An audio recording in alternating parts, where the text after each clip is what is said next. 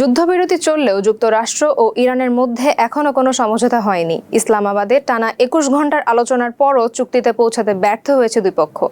মার্কিন vice president JD Vance জানিয়েছেন, এখনো কোনো চুক্তি হয়নি এবং পরিস্থিতি ইরানের জন্যই বেশি নেতিবাচক হতে পারে। আন্তর্জাতিক সংবাদ মাধ্যমের তথ্য অনুযায়ী মূলত ৫টি বড় ইস্যুতে আটকে আছে এই আলোচনা।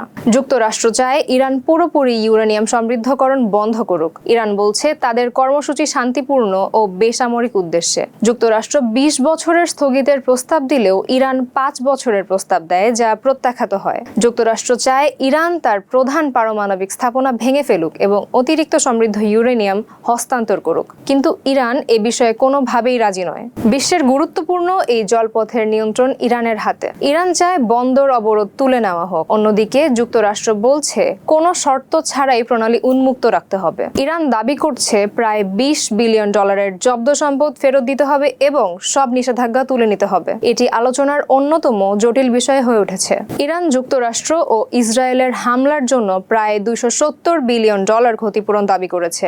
এই বিষয়টিও দুই পক্ষের মধ্যে বড় বিরোধ তৈরি করছে। সব মিলিয়ে গুরুত্বপূর্ণ এসব ইস্যুতে সমাধান না হওয়ায় চুক্তির পথ এখনো অনিশ্চিত রয়ে গেছে। যুদ্ধবিরতির মেয়াদ ২২ এপ্রিল শেষ হওয়ার কথা।